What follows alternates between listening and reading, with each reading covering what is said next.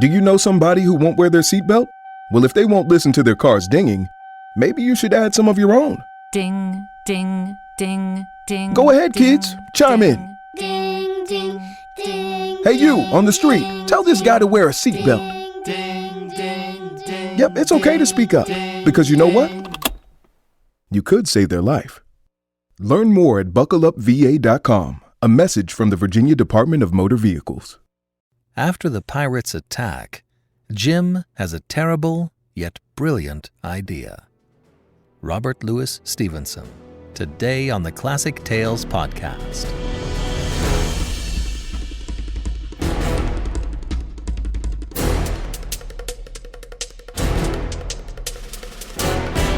Welcome to the Classic Tales podcast. Thank you for listening. We are proudly supported by our listeners. Many thanks to our financial supporters who pitch in every month to help keep us a-going. If you enjoy the show, please sign up to be a supporter for as little as $5 a month, and we'll give you a monthly coupon code for $8 off any audiobook order. Give more and you get more. Go to ClassicTalesAudiobooks.com and become a financial supporter today. Thank you so much. Please rate and review us on Apple Podcasts, and check us out on YouTube if that's your idea of a good time. And now, Treasure Island, Part 5 of 7, by Robert Louis Stevenson.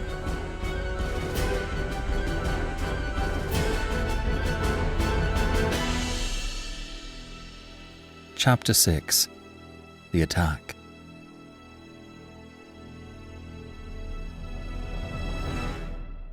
As soon as Silver disappeared, the captain, who had been closely watching him, turned towards the interior of the house and found not a man of us at his post but Gray. It was the first time we had ever seen him angry. "Quarters!"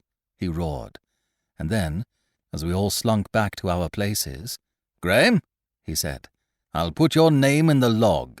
You've stood by your duty like a seaman. Mr. Trelawney, I'm surprised at you, sir. Doctor, I thought you had worn the king's coat. If that was how you served at Fontenoy, sir, you'd have been better in your berth." The doctor's watch were all back at their loopholes. The rest were busy loading the spare muskets, and everyone with a red face, you may be certain, and a flea in his ear, as the saying is.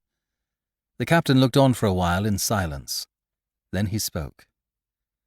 "My lads," said he, "I've given Silver a broadside. I pitched it in red-hot on purpose, and before the hour's out, as he said, we shall be boarded. We're outnumbered. I needn't tell you that, but we fight in shelter, and a minute ago I should have said we fought with discipline. I've no manner of doubt that we can drub them if you choose."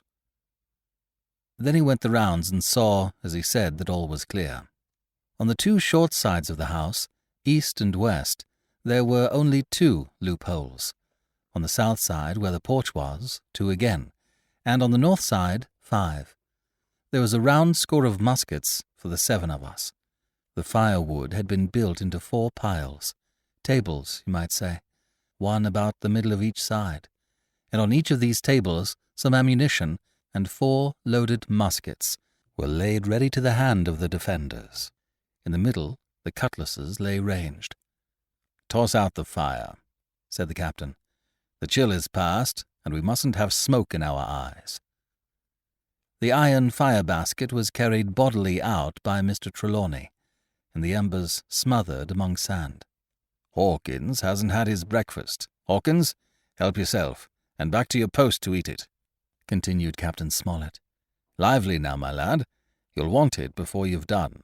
Hunter, serve out a round of brandy to all hands." And while this was going on, the captain completed in his own mind the plan of the defense. "Doctor, you will take the door," he resumed. "See, and don't expose yourself. Keep within, and fire through the porch. Hunter, take the east side there. Joyce, you stand by the west, my man. Mr. Trelawney, you are the best shot. You and Gray will take this long north side, with the 5 loopholes. It's there the danger is. If they can get up to it and fire in upon us through our own ports, things would begin to look dirty. Hawkins, neither you nor I are much account at the shooting. We'll stand by to load and bear a hand." As the captain had said, the chill was past. As soon as the sun had climbed above our girdle of trees, it fell with all its force upon the clearing and drank up the vapours at a draught. Soon the Seine was baking, and the resin melting in the logs of the blockhouse. Jackets and coats were flung aside, shirts thrown open at the neck and rolled up to the shoulders, and we stood there, each at his post, in a fever of heat and anxiety. An hour passed away.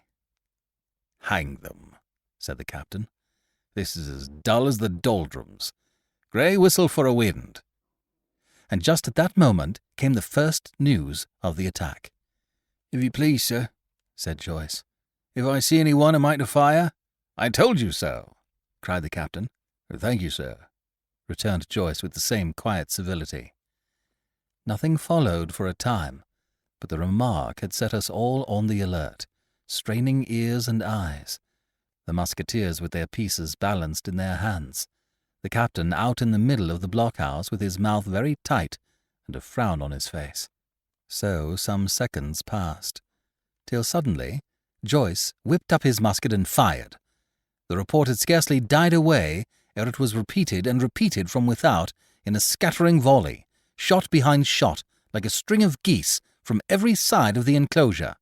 Several bullets struck the log-house, but not one entered, and as the smoke cleared away and vanished, the stockade and the woods around it looked as quiet and empty as before. Not a bough waved, not the gleam of a musket barrel betrayed the presence of our foes. "Did you hit your man?" asked the captain. "No, sir," replied Joyce. "I believe not, sir." "Next best thing to tell the truth," muttered Captain Smollett. "Load his gun, Hawkins. How many should say there were on your side, Doctor?" "I know precisely," said Dr. Livesey. 3 shots were fired on this side. I saw the 3 flashes, 2 close together, 1 farther to the west." "3?" repeated the captain. "And how many on yours, Mr. Trelawney?" But this was not so easily answered. There had come many from the north, 7 by the squire's computation, 8 or 9 according to Grey. From the east and west only a single shot had been fired.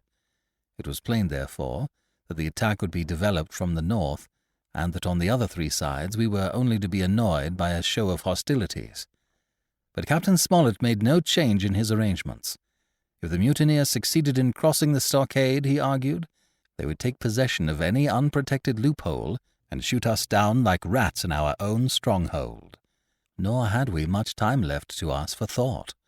Suddenly, with a loud huzzah, a little cloud of pirates leaped from the woods on the north side and ran straight on the stockade. At the same moment, the fire was once more opened from the woods, and a rifle ball sang through the doorway and knocked the doctor's musket into bits. The boarders swarmed over the fence like monkeys. Squire and Grey fired again and yet again.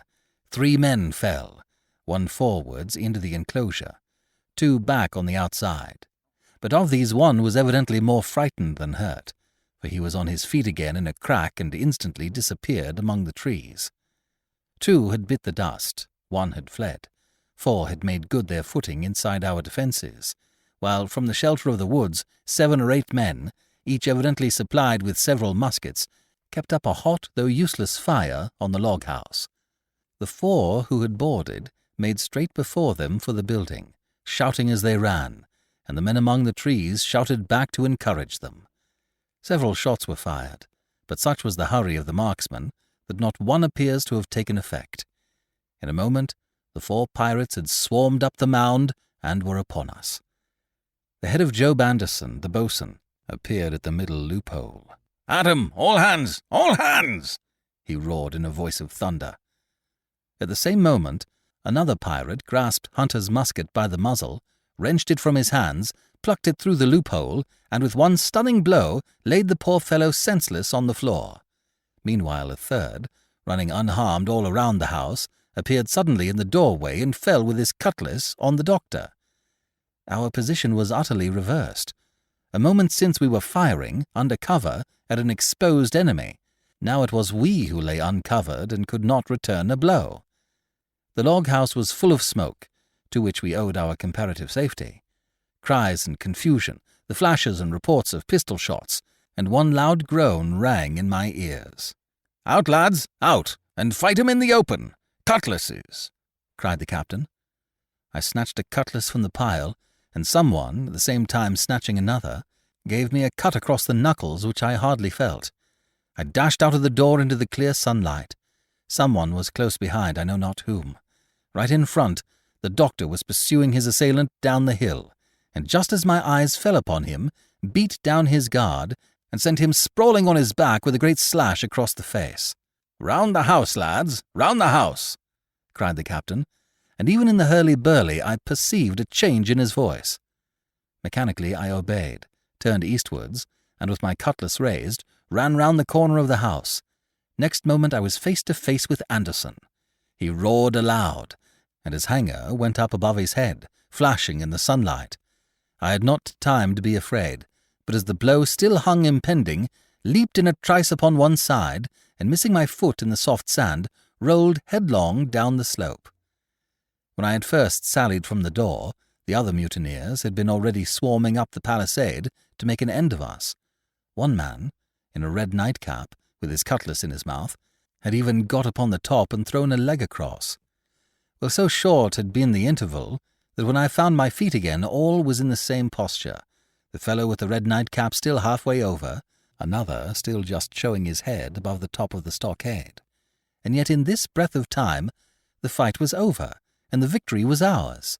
Grey, following close behind me, had cut down the big boatswain ere he had time to recover from his last blow. Another had been shot at a loophole in the very act of firing into the house, and now lay in agony, the pistol still smoking in his hand. A third, as I had seen, the doctor had disposed of at a blow. Of the 4 who had scaled the palisade, only one remained unaccounted for, and he, having left his cutlass on the field, was now clambering out again with the fear of death upon him. "Fire! Fire from the house!"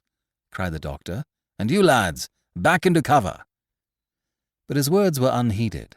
No shot was fired, and the last boarder made good his escape and disappeared with the rest into the wood. In 3 seconds, nothing remained of the attacking party but the 5 who had fallen, 4 on the inside, and 1 on the outside of the palisade. The doctor and Grey and I ran full speed for shelter. The survivors would soon be back where they had left their muskets, and at any moment the fire might recommence. The house was by this time somewhat cleared of smoke, and we saw at a glance the price we had paid for victory. Hunter lay beside his loophole, stunned. Joyce by his, shot through the head, never to move again. While right in the centre the squire was supporting the captain, one as pale as the other. "The captain's wounded," said Mr. Trelawney. "Have they run?" asked Mr. Smollett. "All that could, you may be bound," returned the doctor. "But there's 5 of them will never run again." "5," cried the captain. "Come, that's better. 5 against 3 leaves us 4 to 9. That's better odds than we had at starting. We were 7 to 19 then, or thought we were, and that's as bad to bear."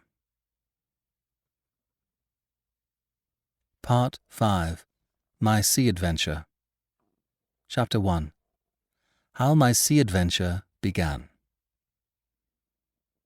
There was no return of the mutineers, not so much as another shot out of the woods. They had got their rations for that day, as the captain put it, and we had the place to ourselves and a quiet time to overhaul the wounded and get dinner. Squire and I cooked outside in spite of the danger, and even outside we could hardly tell what we were at, for horror of the loud groans that reached us from the doctor's patients. Out of the 8 men who had fallen in the action, only 3 still breathed, that one of the pirates who had been shot at the loophole, Hunter, and Captain Smollett, and of these the first 2 were as good as dead. The mutineer indeed died under the doctor's knife, and Hunter, do what we could, never recovered consciousness in this world. He lingered all day, breathing loudly like the old buccaneer at home in his apoplectic fit. But the bones of his chest had been crushed by the blow, and his skull fractured in falling, and some time in the following night, without sign or sound, he went to his Maker. As for the captain, his wounds were grievous indeed, but not dangerous. No organ was fatally injured. Anderson's ball, for it was Job that shot him first, had broken his shoulder blade and touched the lung, not badly. The second had only torn and displaced some muscles in the calf.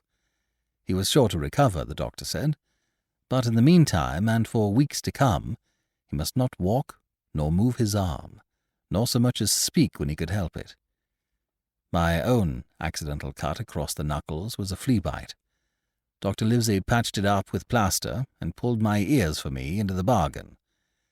After dinner, the squire and the doctor sat by the captain's side a while in consultation, and when they had talked to their heart's content, it being then a little past noon, the doctor took up his hat and pistols, girt on a cutlass, put the chart in his pocket, and with a musket over his shoulder, crossed the palisade on the north side and set off briskly through the trees. Gray and I were sitting together at the far end of the blockhouse, to be out of earshot of our officers consulting, and Gray took his pipe out of his mouth and fairly forgot to put it back again, so thunderstruck he was at this occurrence. "Why, in the name of Davy Jones," said he, "is Dr. Livesey mad?" "Why, no," says I. "He's about the last of this crew for that, I take it." "Well, shipmate," said Gray, "mad he may not be, but if he's not, you mark my words, I am." "I take it," replied I. "The doctor has his idea, and if I am right, he's going now to see Ben Gunn." I was right, as appeared later, but in the meantime, the house being stifling hot, and the little patch of sand inside the palisade ablaze with midday sun, I began to get another thought into my head, which was not by any means so right. What I began to do was to envy the doctor walking in the cool shadow of the woods, with the birds about him and the pleasant smell of the pines, while I sat grilling, with my clothes stuck to the hot resin, and so much blood about me and so many poor dead bodies lying all around, that I took a disgust of the place that was almost as strong as fear. All the time I was washing out the blockhouse, and then washing up things from dinner, this disgust and envy kept growing stronger and stronger, till at last, being near a bread bag and no one then observing me, I took the first step towards my escapade and filled both pockets of my coat with biscuit. I was a fool, if you like, and certainly I was going to do a foolish, overbold act, but I was determined to do it with all the precautions in my power. These biscuits, should anything befall me, would keep me at least from starving until far on in the next day. The next thing I laid hold of was a brace of pistols, and as I already had a powder horn and bullets, I felt myself well supplied with arms. As for the scheme I had in my head, it was not a bad one in itself. I was to go down the sandy spit that divides the anchorage on the east from the open sea, find the white rock I had observed last evening, and ascertain whether it was there or not that Ben Gunn had hidden his boat, a thing quite worth doing, as I still believe. But as I was certain I should not be allowed to leave the enclosure, my only plan was to take French leave and slip out when nobody was watching, and that was so bad a way of doing it as made the thing itself wrong. But I was only a boy, and I had made my mind up. Well, as things at last fell out, I found an admirable opportunity. The squire and Gray were busy helping the captain with his bandages. The coast was clear. I made a bolt for it over the stockade and into the thickest of the trees, and before my absence was observed, I was out of cry of my companions. This was my second folly, far worse than the first, as I left but 2 sound men to guard the house, but like the first, it was a help towards saving all of us. I took my way straight for the east coast of the island, for I was determined to go down the seaside of the spit to avoid all chance of observation from the anchorage. It was already late in the afternoon, although still warm and sunny. As I continued to thread the tall woods, I could hear from far before me not only the continuous thunder of the surf, but a certain tossing of foliage and grinding of boughs, which showed me the sea breeze had set in higher than usual. Soon, cool draughts of air began to reach me, and a few steps farther I came forth into the open borders of the grove, and saw the sea lying blue and sunny to the horizon, and the surf tumbling and tossing its foam along the beach. I have never seen the sea quiet round Treasure Island. The sun might blaze overhead, the air be without a breath, the surface smooth and blue, but still these great rollers would be running along all the external coast, thundering and thundering by day and night, and I scarce believe there is one spot in the island where a man would be out of earshot of their noise. I walked along beside the surf with great enjoyment, till, thinking I was now got far enough to the south, I took the cover of some thick bushes and crept warily up to the ridge of the spit. Behind me was the sea, in front the anchorage. The sea breeze, as though it had the sooner blown itself out by its unusual violence, was already at an end. It had been succeeded by light, variable airs from the south and southeast, carrying great banks of fog, and the anchorage, under lee of Skeleton Island, lay still and leaden, as when first we entered it. The Hispaniola, in that unbroken mirror, was exactly portrayed from the truck to the waterline, the Jolly Roger hanging from her peak. Alongside lay one of the gigs, silver in the stern sheets, him I could always recognize, while a couple of men were leaning over the stern bulwarks, one of them with a red cap, the very rogue that I had seen some hours before stride-legs upon the palisade. Apparently they were talking and laughing, though at that distance, upwards of a mile, I could of course hear no word of what was said. All at once there began the most horrid, unearthly screaming, which at first startled me badly, though I had soon remembered the voice of Captain Flint, and even thought I could make out the bird by her bright plumage as she sat perched upon her master's wrist. Soon after, the jolly boat shoved off and pulled for shore, and the man with the red cap and his comrade went below by the cabin companion. Just about the same time, the sun had gone down behind the spyglass, and as the fog was collecting rapidly, it began to grow dark in earnest. I saw I must lose no time if I were to find the boat that evening. The white rock, visible enough above the brush, was still some eighth of a mile further down the spit, and it took me a goodish while to get up with it, crawling, often on all fours, among the scrub. Night had almost come when I laid my hand on its rough sides. Right below it there was an exceedingly small hollow of green turf, hidden by banks and a thick underwood about knee-deep, that grew there very plentifully, and in the centre of the dell, sure enough, a little tent of goat-skins, like what the gypsies carry about with them in England. I dropped into the hollow, lifted the side of the tent, and there was Ben Gunn's boat, homemade if ever anything was homemade, a rude, lopsided framework of tough wood, and stretched upon that a covering of goatskin, with the hair inside. The thing was extremely small, even for me, and I can hardly imagine that it could have floated with a full-sized man. There was one thwart set as low as possible, a kind of stretcher in the bows, and a double paddle for propulsion. I had not then seen a coracle, such as the ancient Britons made, but I have seen one since, and I can give you no fairer idea of Ben Gunn's boat than by saying it was like the first and the worst coracle ever made by man. But the great advantage of the coracle it certainly possessed, for it was exceedingly light and portable. Well, now that I had found the boat, you would have thought I had had enough of truantry for once, but in the meantime I had taken another notion, and become so obstinately fond of it, that I would have carried it out, I believe, in the teeth of Captain Smollett himself. This was, to slip out under cover of the night, cut the Hispaniola adrift, and let her go ashore where she fancied. I had quite made up my mind that the mutineers, after their repulse of the morning, had nothing nearer their hearts than to up anchor and away to sea. This I thought it would be a fine thing to prevent, and now that I had seen how they left their watchman unprovided with a boat, I thought it might be done with little risk. Down I sat to wait for darkness, and made a hearty meal of biscuit. It was a night out of 10,000 for my purpose. The fog had now buried all heaven.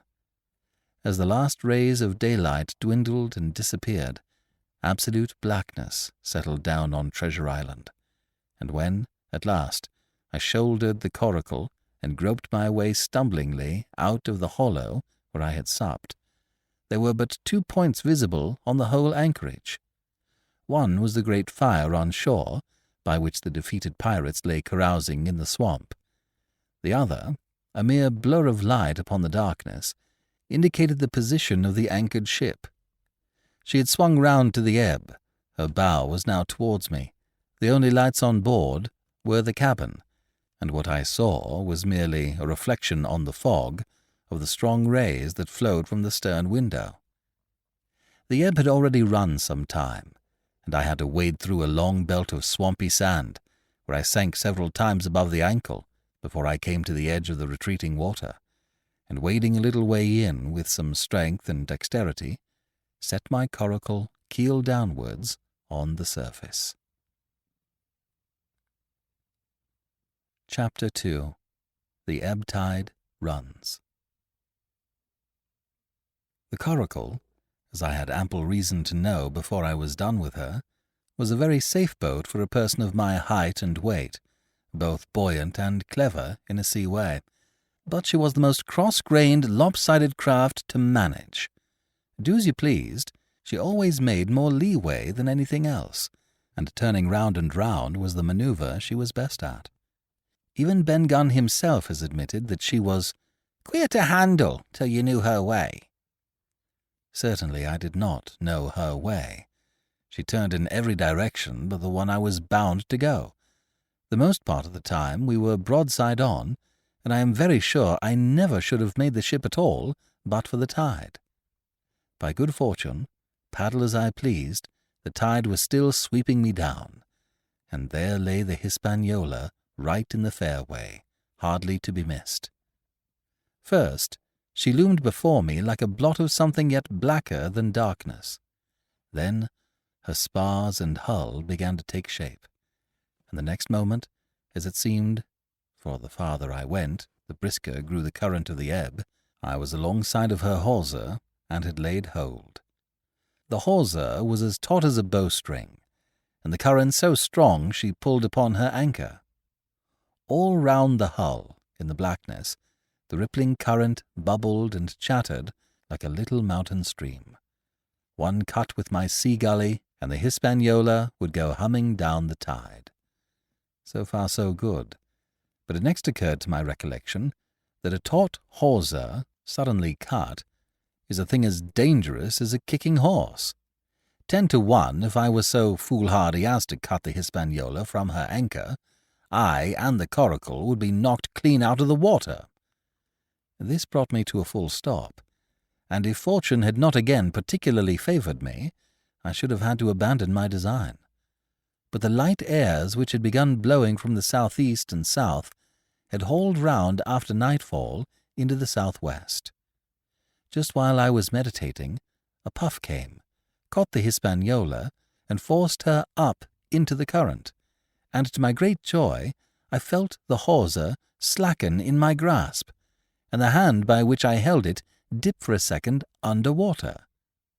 With that I made my mind up, took out my gully, opened it with my teeth, and cut one strand after another, till the vessel swung only by 2. Then I lay quiet, waiting to sever these last, when the strain should be once more lightened by a breath of wind. All this time I had heard the sound of loud voices from the cabin, but to say truth, my mind had been so entirely taken up with other thoughts that I had scarcely given ear. Now, however, When I had nothing else to do, I began to pay more heed. One I recognized for the coxswain's, Israel Hands, that had been Flint's gunner in former days. The other was, of course, my friend of the red nightcap. Both men were plainly the worse of drink, and they were still drinking, for even while I was listening, one of them, with a drunken cry, opened the stern window and threw out something, which I divined to be an empty bottle. But they were not only tipsy, it was plain that they were furiously angry. Oaths flew like hailstones, and every now and then there came forth such an explosion as I thought was sure to end in blows. But each time the quarrel passed off, and the voices grumbled lower for a while, until the next crisis came and in its turn passed away without result. On shore, I could see the glow of the great campfire burning warmly through the shoreside trees. Someone was singing, a dull old droning sailor's song, with a droop and a quaver at the end of every verse, and seemingly no end to it at all but the patience of the singer. I had heard it on the voyage more than once and remembered these words: "But one man of her crew alive, what put to sea with 75. And I thought it was a ditty rather too dolefully appropriate for a company that had met such cruel losses in the morning. But indeed, from what I saw, all these buccaneers were as callous as the sea they sailed on. At last the breeze came. The schooner sidled and drew nearer in the dark. I felt the hawser slacken once more, and with a good tough effort cut the last fibres through. The breeze had but little action on the Coracle, and I was almost instantly swept against the bows of the Hispaniola. At the same time, the schooner began to turn upon her heel, spinning slowly end for end across the current. I wrought like a fiend, for I expected every moment to be swamped, and since I found I could not push the Coracle directly off, I now shoved straight astern. At length I was clear of my dangerous neighbour, and just as I gave the last impulsion, my hands came across a light cord that was trailing overboard across the stern bulwarks. Instantly I grasped it. Why I should have done so I can hardly say. It was at first mere instinct, but once I had it in my hands and found it fast, curiosity began to get the upper hand, and I determined I should have one look through the cabin window. I pulled in hand over hand on the cord, and when I judged myself near enough, rose at infinite risk to about half my height, and thus commanded the roof and a slice of the interior of the cabin. By this time the schooner and her little consort were gliding pretty swiftly through the water. Indeed, we had already fetched up level with the campfire. The ship was talking, as sailors say, loudly, treading the innumerable ripples with an incessant weltering splash. And until I got my eye above the window-sill, I could not comprehend why the watchman had taken no alarm. One glance, however, was sufficient, and it was only one glance that I durst take from that unsteady skiff. It showed me Hans and his companion locked together in deadly wrestle, each with a hand upon the other's throat. I dropped upon the thwart again, none too soon, for I was near overboard. I could see nothing for the moment but these two furious, encrimsoned faces swaying together under the smoky lamp, and I shut my eyes to let them grow once more familiar with the darkness. The endless ballad had come to an end at last, and the whole diminished company about the campfire had broken into the chorus I had heard so often. 15 men on the dead man's chest, yo-ho-ho, and a bottle of rum. Drink, and the devil had done for the rest, yo-ho-ho, and a bottle of rum. I was just thinking how busy drink and the devil were at that very moment in the cabin of the Hispaniola, when I was surprised by a sudden lurch of the Coracle. At the same moment she yawed sharply and seemed to change her course. The speed in the meantime had strangely increased. I opened my eyes at once. All round me were little ripples, combing over with a sharp, bristling sound and slightly phosphorescent.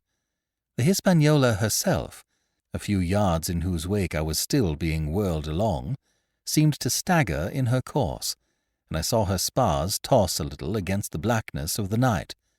Nay, as I looked longer, I made sure she also was wheeling to the southward. I glanced over my shoulder, and my heart jumped against my ribs. There, right behind me, was the glow of the campfire. The current had turned at right angles, sweeping round along with it the tall schooner and the little dancing Coracle. Ever quickening, ever bubbling higher, ever muttering louder, it went spinning through the narrows for the open sea.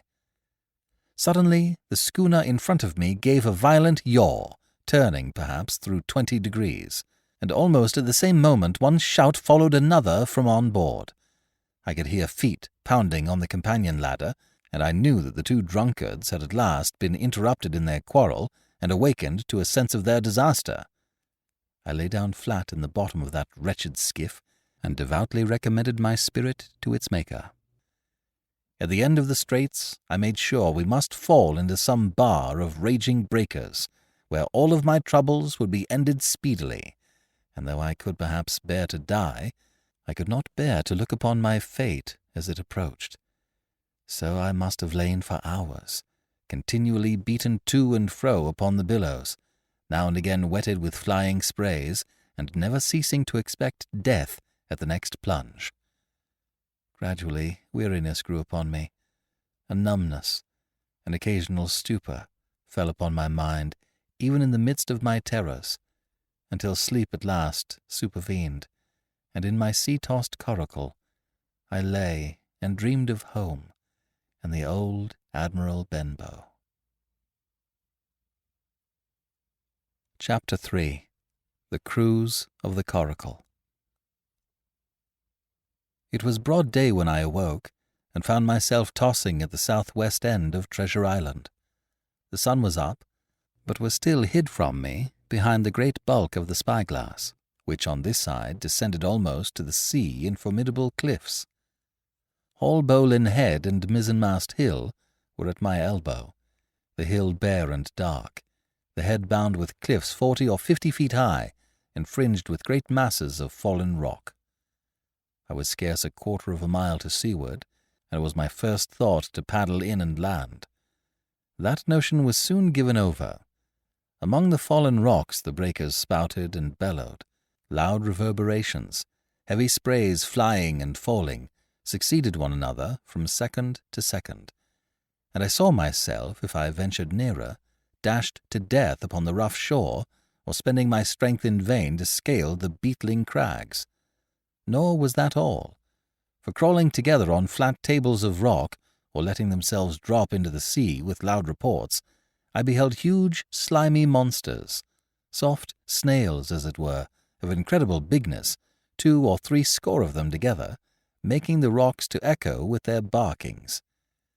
I have understood since that they were sea lions, and entirely harmless, but the look of them, added to the difficulty of the shore and the high running of the surf, was more than enough to disgust me of that landing-place.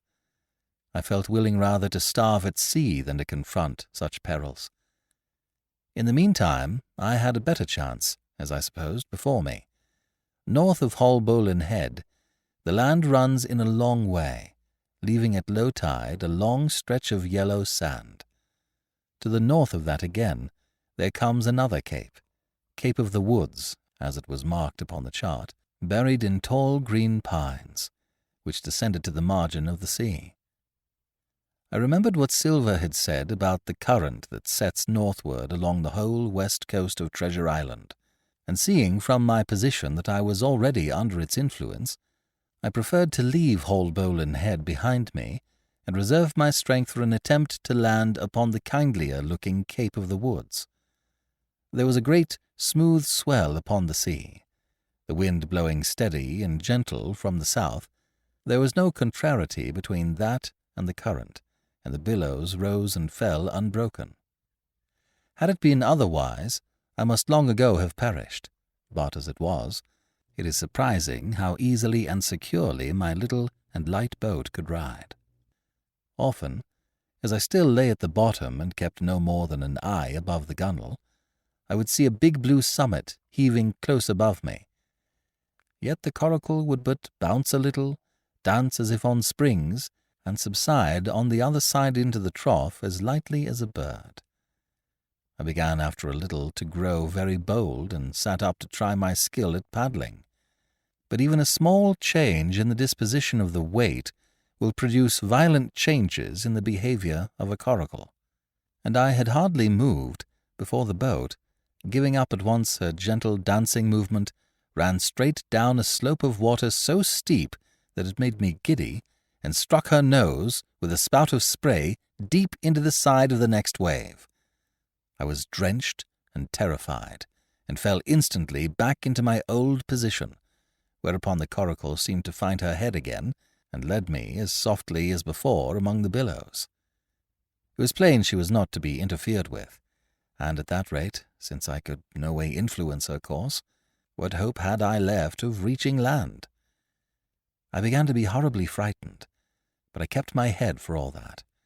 First, moving with all care, I gradually bailed out the coracle with my sea-cap. Then, getting my eye once more above the gunwale, I set myself to study how it was she managed to slip so quietly through the rollers.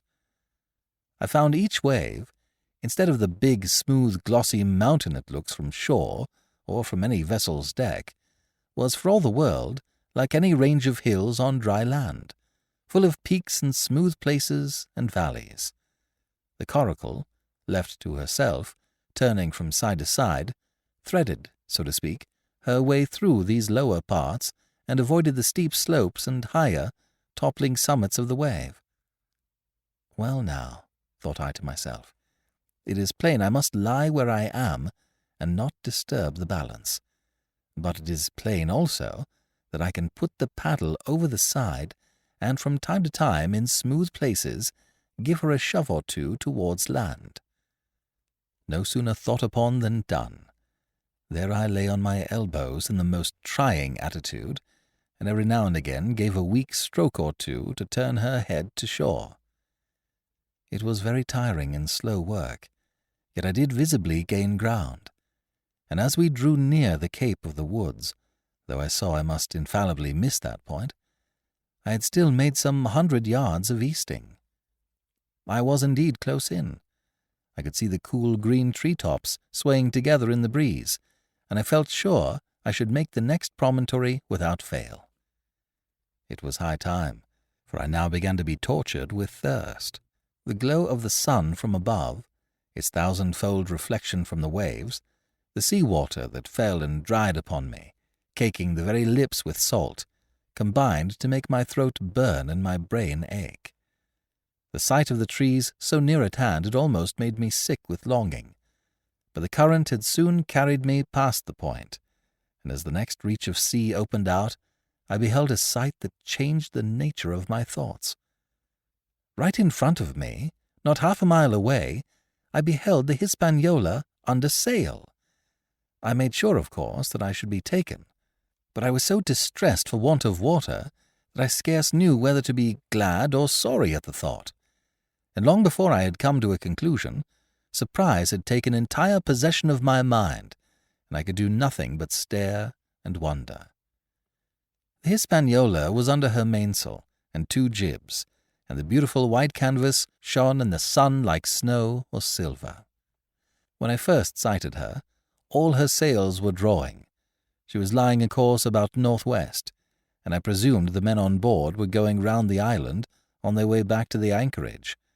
Presently, she began to fetch more and more to the westward, so that I thought they had sighted me and were going about in chase.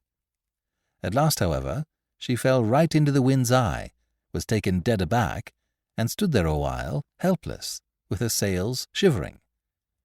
"Clumsy fellows," said I, "they must still be drunk as owls." And I thought how Captain Smollett would have set them skipping. Meanwhile, the schooner gradually fell off and filled again upon another tack, sailed swiftly for a minute or so, and brought up once more dead in the wind's eye. Again and again was this repeated, to and fro, up and down, north, south, east, and west. The Hispaniola sailed by swoops and dashes, and at each repetition ended as she had begun, with idly flapping canvas. It became plain to me that nobody was steering. And if so, where were the men? Either they were dead drunk or had deserted her, I thought. And perhaps if I could get on board, I might return the vessel to her captain. The current was bearing Coracle and schooner southward at an equal rate. As for the latter's sailing, it was so wild and intermittent, and she hung each time so long in irons, that she certainly gained nothing, if she did not even lose. If only I dared to sit up and paddle, I made sure that I could overhaul her. The scheme had an air of adventure that inspired me, and the thought of the water breaker beside the fore companion doubled my growing courage. Up I got, was welcomed almost instantly by another cloud of spray, but this time stuck to my purpose and set myself, with all my strength and caution, to paddle after the unsteered Hispaniola. Once I shipped a sea so heavy that I had to stop and bail, with my heart fluttering like a bird, but gradually I got into the way of the thing and guided my coracle among the waves, with only now and then a blow upon her bows and a dash of foam in my face. I was now gaining rapidly on the schooner. I could see the brass glisten on the tiller as it banged about, and still no soul appeared upon her decks. I could not choose but suppose she was deserted. If not, the men were lying drunk below, where I might batten them down perhaps, and do what I chose with the ship. For some time she had been doing the worst thing possible for me, standing still. She headed nearly due south, yawing, of course, all the time. Each time she fell off, her sails partly filled, and these brought her in a moment right to the wind again. I have said this was the worst thing possible for me, for helpless as she looked in this situation, with the canvas cracking like cannon, and the blocks trundling and banging on the deck, she still continued to run away from me, not only with the speed of the current, but by the whole amount of her leeway, which was naturally great. But now at last I had my chance. The breeze fell for some seconds very low, and the current gradually turning her, the Hispaniola revolved slowly round her centre, and at last presented me her stern, with the cabin window still gaping open, and the lamp over the table still burning on into the day. The mainsail hung drooped like a banner. She was stock still but for the current. For the last little while I had even lost, but now redoubling my efforts I began once more to overhaul the chase. I was not 100 yards from her when the wind came again in a clap. She filled on the port tack and was off again, stooping and skimming like a swallow.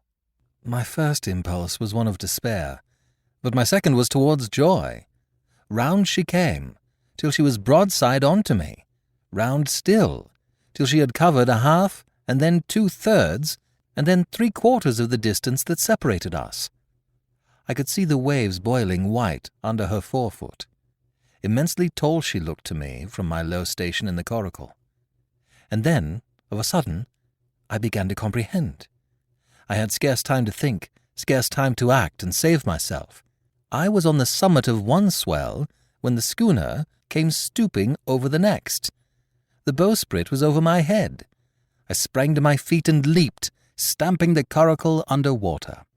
With one hand I caught the jib boom, while my foot was lodged between the stay and the brace, and as I still clung there panting, a dull blow told me that the schooner had charged down upon and struck the coracle, and that I was left without retreat on the Hispaniola. Chapter 4. I Strike the Jolly Roger. I had scarce gained a position on the bowsprit when the flying jib flapped and filled upon the other tack, with a report like a gun. The schooner trembled to her keel under the reverse, but next moment, the other sails still drawing, the jib flapped back again and hung idle. This had nearly tossed me off into the sea, and now I lost no time, crawled back along the bowsprit, and tumbled head foremost on the deck. I was on the lee side of the forecastle, and the mainsail, which was still drawing, concealed from me a certain portion of the afterdeck. Not a soul was to be seen. The planks, which had not been swabbed since the mutiny, bore the print of many feet, and an empty bottle, broken by the neck, tumbled to and fro like a live thing in the scuppers. Suddenly the Hispaniola came right into the wind. The jibs behind me cracked aloud. The rudder slammed to. The whole ship gave a sickening heave and shudder, and at the same moment the main boom swung inboard, the sheet groaning in the blocks, and showed me the lee afterdeck. There were the two watchmen, sure enough. Redcap on his back, as stiff as a handspike, with his arms stretched out like those of a crucifix, and his teeth showing through his open lips. His real hands propped against the bulwarks, his chin on his chest, his hands lying open before him on the deck, his face as white under its tan as a tallow candle. For a while the ship kept bucking and sidling like a vicious horse, the sails filling now on one tack, now on another, and the boom swinging to and fro till the mast groaned aloud under the strain. Now and again, too, there would come a cloud of light sprays over the bulwark, and a heavy blow of the ship's bows against the swell. So much heavier weather was made of it by this great-rigged ship than by my home-made lopsided coracle, now gone to the bottom of the sea. At every jump of the schooner, Redcap slipped to and fro, but, what was ghastly to behold, neither his attitude nor his fixed teeth-disclosing grin was any way disturbed by this rough usage. At every jump, too, Hans appeared still more to sink into himself and settle down upon the deck, his feet sliding ever the farther out, and the whole body canting towards the stern, so that his face became little by little hid from me, and at last I could see nothing beyond his ear and the frayed ringlet of one whisker. At the same time I observed, around both of them, splashes of dark blood upon the planks, and began to feel sure that they had killed each other in their drunken wrath. While I was thus looking and wondering, in a calm moment, when the ship was still, Israel Hands turned partly round, and with a low moan, writhed himself back to the position in which I had seen him first. The moan, which told of pain and deadly weakness, and the way in which his jaw hung open, went right to my heart. But when I remembered the talk I had overheard from the apple barrel, all pity left me. I walked aft until I reached the mainmast. "Come aboard, Mr. Hands," I said ironically.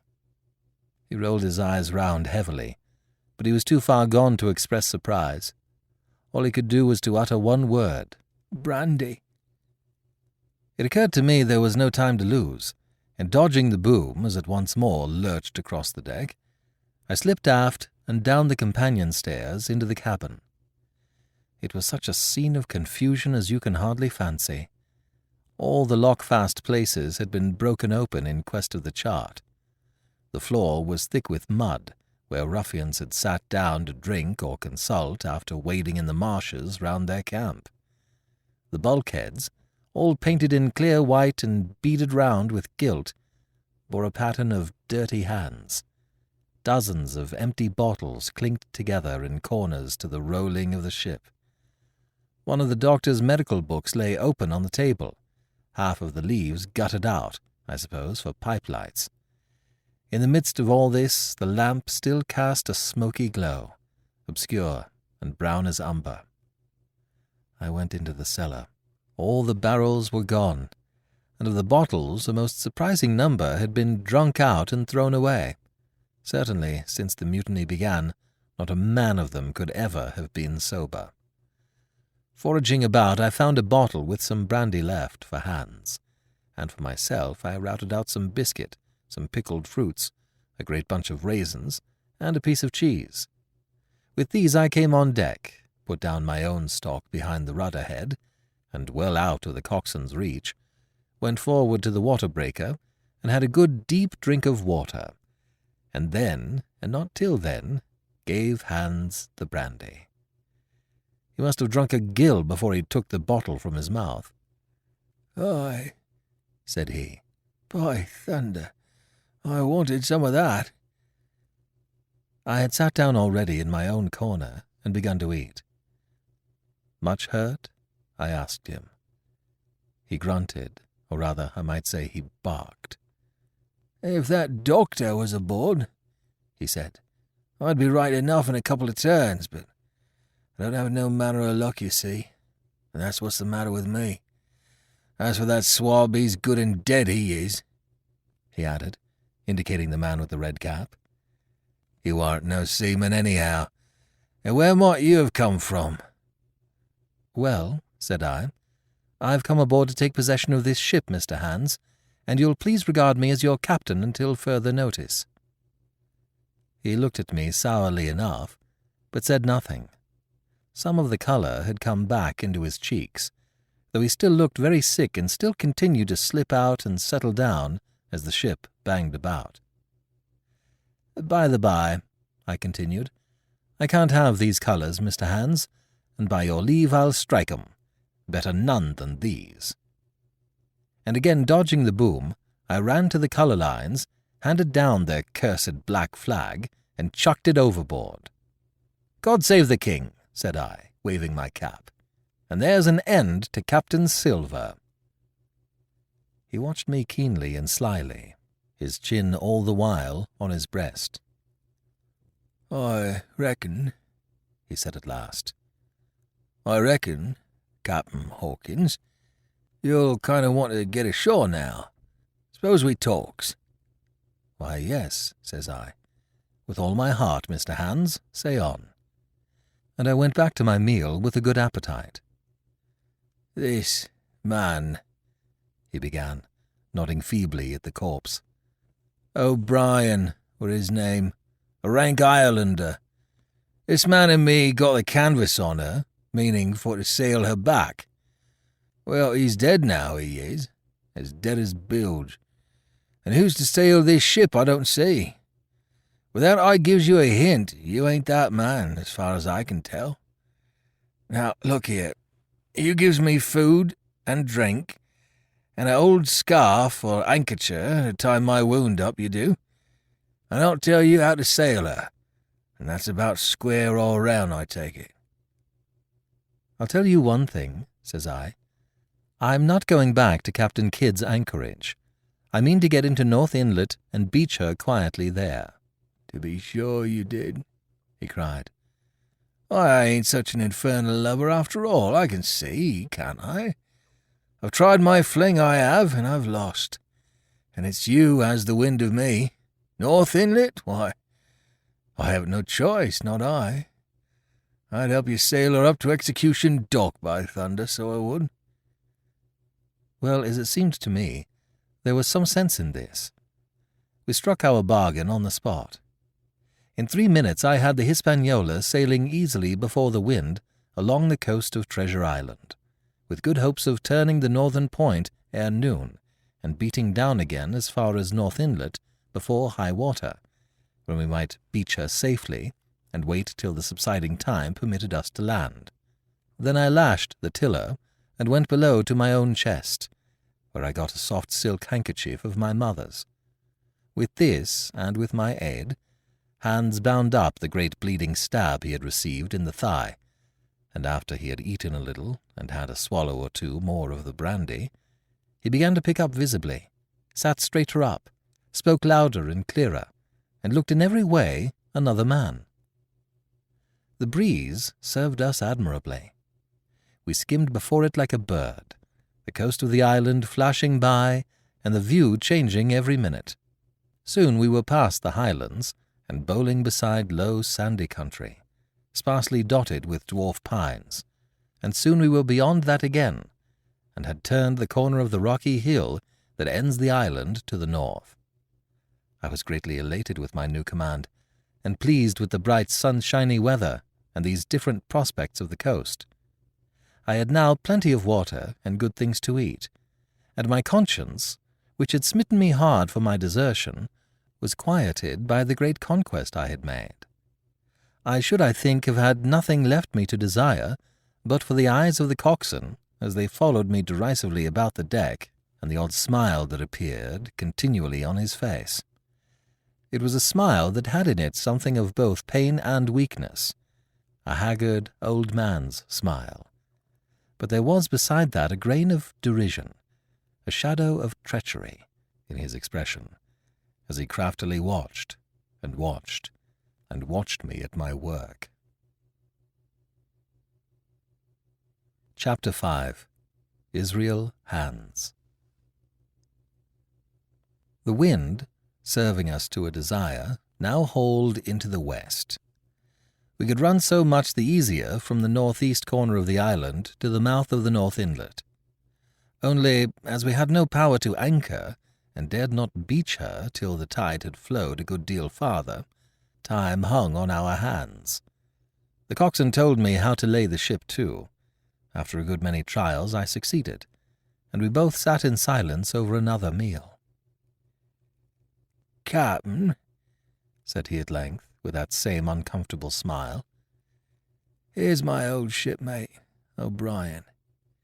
Suppose you was to heave him overboard. I ain't particular, as a rule, and I don't take no blame for settling his hash, but I don't reckon him ornamental now, do you?" "I'm not strong enough, and I don't like the job, and there he lies for me," said I.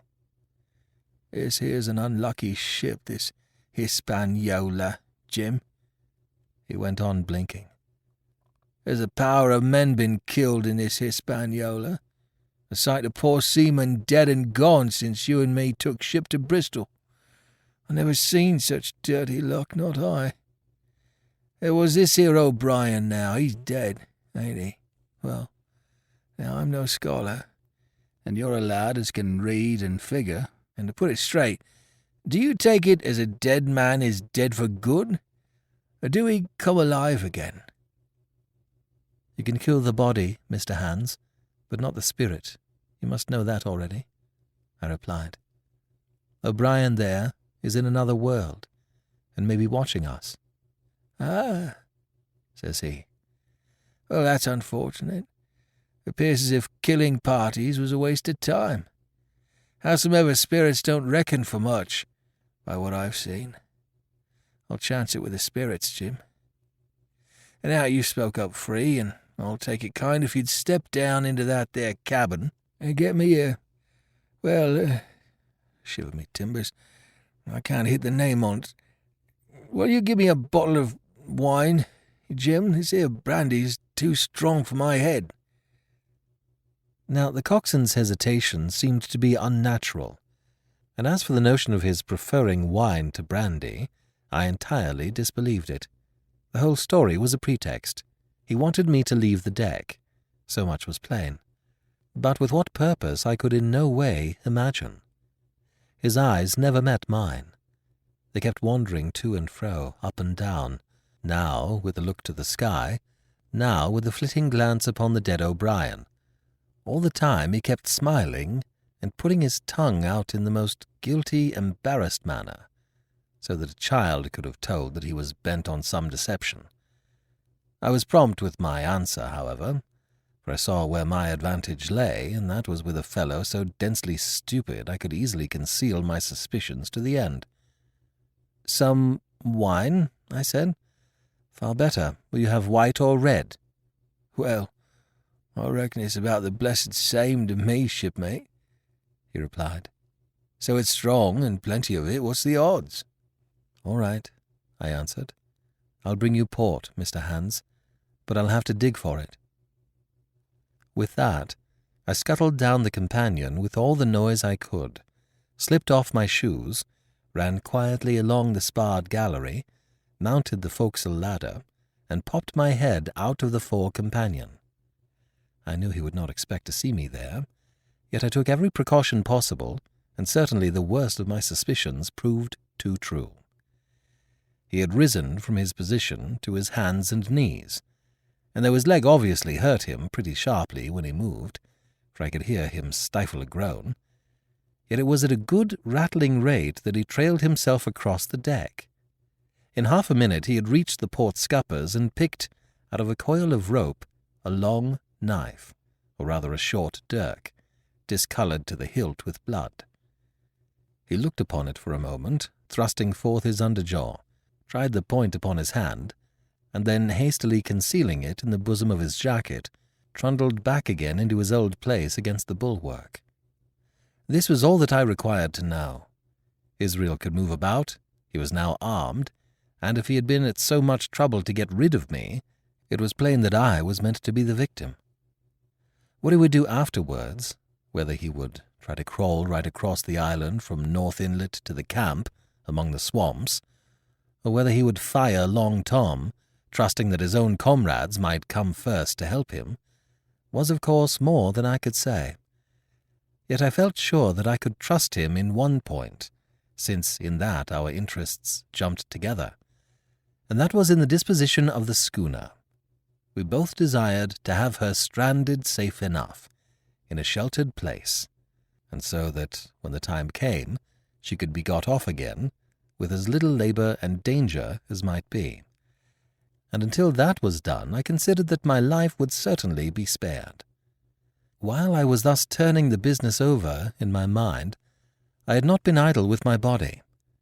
I had stolen back to the cabin, slipped once more into my shoes, and laid my hand at random on a bottle of wine, and now, with this for an excuse, I made my reappearance on the deck. Hans lay as I had left him, all fallen together in a bundle, with his eyelids lowered as though he were too weak to bear the light. He looked up, however, at my coming, knocked the neck off the bottle like a man who had done the same thing often, and took a good swig, with his favourite toast of, "Here's luck." Then he lay quiet for a little, and then, pulling out a stick of tobacco, begged me to cut him a quid. "Cut me a junk of that," says he, "for I haven't no knife and hardly strength enough, so be as I had.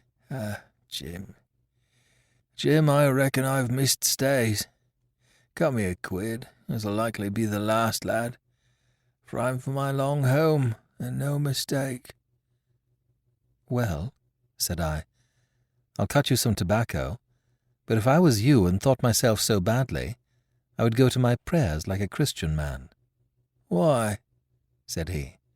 "Now you tell me why." "Why?" I cried. "You were asking me just now about the dead. You've broken your trust. You've lived in sin and lies and blood.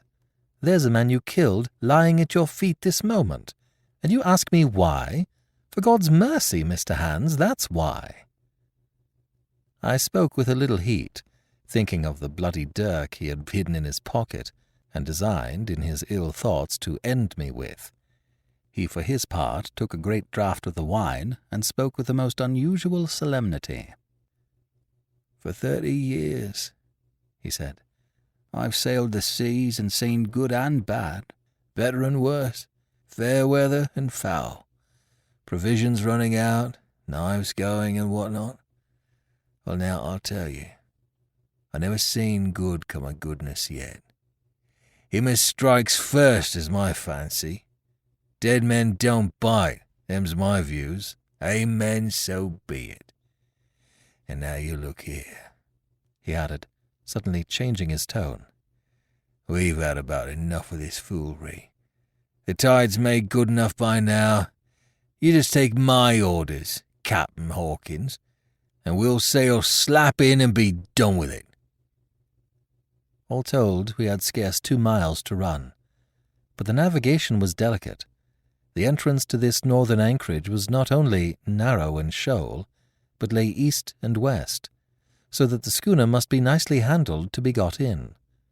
I think I was a good prompt subaltern, and I am very sure that Hans was an excellent pilot, for we went about and dodged in, shaving the banks, with a certainty and a neatness that were a pleasure to behold. Scarcely had we passed the heads before the land closed around us. The shores of North Inlet were as thickly wooded as those of the southern anchorage, but the space was longer and narrower, and more like, what in truth it was, the estuary of a river. Right before us, at the southern end, we saw the wreck of a ship in the last stages of dilapidation. It had been a great vessel of 3 masts, but had lain so long exposed to the injuries of the weather that it was hung about with great webs of dripping seaweed, and on the deck of it shore bushes had taken root and now flourished thick with flowers. It was a sad sight, but it showed us that the anchorage was calm. "Now," said Hans, "look there. There's a pet bit for to beach a ship in. Fine flat sand, never a cat's paw, trees all around of it, and flowers a blowing like a gardening on that old ship." And once beached, I inquired, how shall we get her off again? "Why so?" he replied. "You take a line ashore there, on the other side at low water, take a turn about one of them big pines, bring it back, and turn around the capstan, and lie to for the tide. Come high water, all hands take a pull upon the line, and off she comes as sweet as nature. And now, boy, you stand by. We're near the bit now, and she's too much way on her. Starboard a little, so. Steady. Starboard. Larboard a little. Steady. Steady." So he issued his commands, which I breathlessly obeyed, till all of a sudden he cried, "Now, my hearty, luff!" And I put the helm hard up, and the Hispaniola swung round rapidly and ran stem on for the low, wooded shore. The excitement of these last manoeuvres had somewhat interfered with the watch I had kept hitherto, sharply enough, upon the coxswain. Even then I was still so much interested, waiting for the ship to touch, that I had quite forgot the peril that hung over my head, and stood craning over the starboard bulwarks and watching the ripples spreading wide before the bows. I might have fallen without a struggle for my life, had not a sudden disquietude seized upon me and made me turn my head. Perhaps I heard a creak, or seen his shadow moving with the tail of my eye. Perhaps it was an instinct like a cat's, but sure enough, when I looked round, there was Hans, already halfway towards me, with a dirk in his right hand. We must both have cried out aloud when our eyes met, but while mine was the shrill cry of terror, his was a roar of fury like a charging bully's. At the same instant he threw himself forward, and I leapt sideways towards the bows. As I did so, I let go of the tiller, which sprang sharp to leeward, and I think this saved my life, for it struck Hans across the chest and stopped him, for the moment, dead. Before he could recover, I was safe out of the corner where he had me trapped, with all the deck to dodge about. Just forward of the mainmast, I stopped, drew a pistol from my pocket, took a cool aim, though he had already turned and was once more coming directly after me, and drew the trigger. The hammer fell, but there followed neither flash nor sound. The priming was useless with sea-water. I cursed myself for my neglect. Why had not I, long before, reprimed and reloaded my only weapons? Then I should not have been as now, a mere fleeing sheep before this butcher. Wounded as he was, it was wonderful how fast he could move, his grizzled hair tumbling over his face, and his face itself as red as a red ensign with his haste and fury. I had no time to try my other pistol, nor indeed much inclination, for I was sure it would be useless. One thing I saw plainly. I must not simply retreat before him, or he would speedily hold me boxed into the bows, as a moment since he had so nearly boxed me in the stern. Once so caught, and 9 or 10 inches of the blood-stained dirk would be my last experience on this side of eternity. I placed my palms against the mainmast, which was of a goodish bigness, and waited, every nerve upon the stretch. Seeing that I meant to dodge, he also paused, and a moment or two passed in feints on his part and corresponding movements upon mine. It was such a game as I had often played at home about the rocks of Black Hill Cove, but never before, you may be sure, with such a wildly beating heart as now. Still, as I say, it was a boy's game, and I thought I could hold my own at it against an elderly seaman with a wounded thigh. Indeed, my courage had begun to rise so high that I allowed myself a few darting thoughts on what would be the end of the affair, and while I saw certainly that I could spin it out for long, I saw no hope of any ultimate escape. Well, while things stood thus, suddenly the Hispaniola struck, staggered, ground for an instant in the sand, and then, swift as a blow, canted over to the port side till the deck stood at an angle of 45 degrees and about a puncheon of water splashed into the scupper holes and lay in a pool between the deck and bulwark. We were both of us capsized in a second, and both of us rolled almost together into the scuppers, the dead redcap, with his arms still spread out, tumbling stiffly after us. So near were we indeed that my head came against the coxswain's foot with a crack that made my teeth rattle. Blow and all, I was the first afoot again, for Hans had got involved with the dead body. The sudden canting of the ship had made the deck no place for running on. I had to find some new way of escape, and that upon the instant, for my foe was almost touching me. Quick as thought, I sprang into the mizzen shrouds, rattled up hand over hand, and did not draw a breath till I was seated on the crosstrees. I had been saved by being prompt. The dirk had struck not half a foot below me as I pursued my upward flight, and there stood Israel Hans, with his mouth open and his face upturned to mine, a perfect statue of surprise and disappointment. Now that I had a moment to myself, I lost no time in changing the priming of my pistol, and then, having one ready for service, and to make assurance doubly sure, I proceeded to draw the load from the other and recharge it afresh from the beginning. My new employment struck Hans all of a heap. He began to see the dice going against him, and after an obvious hesitation, he also hauled himself up heavily into the shrouds, and with the dirk in his teeth, began slowly and painfully to mount. It cost him no end of time and groans to haul his wounded leg behind him, and I had quietly finished my arrangements before he was much more than a third of the way up. Then, with a pistol in either hand, I addressed him. "One more step, Mr. Hans," said I, "and I'll blow your brains out. Dead men don't bite, you know," I added with a chuckle. He stopped instantly. I could see by the working of his face that he was trying to think, and the process was so slow and laborious that, in my newfound security, I laughed aloud. At last, with a swallow or two, he spoke, his face still wearing the same expression of extreme perplexity.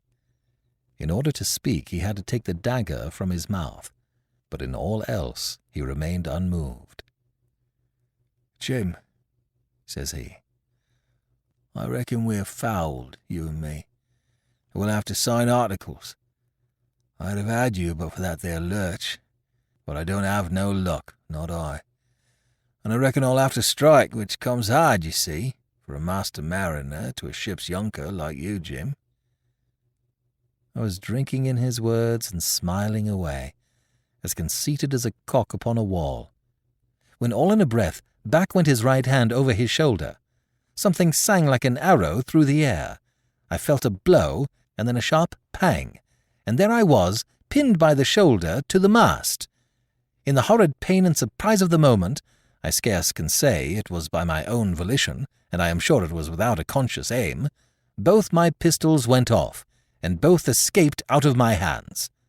They did not fall alone. With a choked cry, the coxswain loosed his grasp upon the shrouds and plunged head first into the water.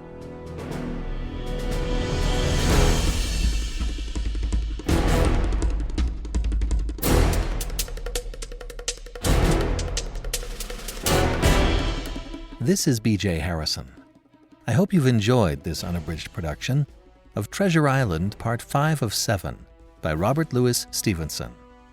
If you have enjoyed this book, please become a monthly supporter by going to ClassicTalesAudiobooks.com.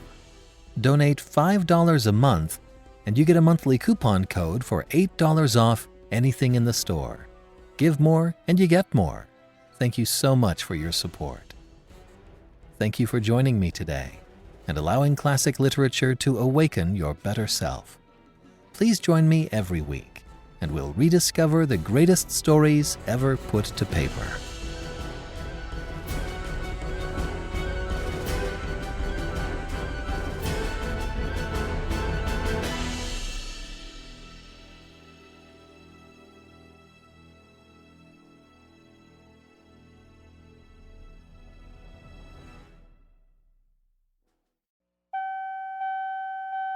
Do you know somebody who won't wear their seatbelt? Well, if they won't listen to their cars dinging, maybe you should add some of your own. Ding, ding, ding, ding. Go ahead, ding, kids. Chime in. Ding, ding, ding. Hey, you on the street, tell this guy to wear a seatbelt. Ding, ding, ding. Yep, it's okay to speak up, because you know what? You could save their life. Learn more at buckleupva.com. A message from the Virginia Department of Motor Vehicles.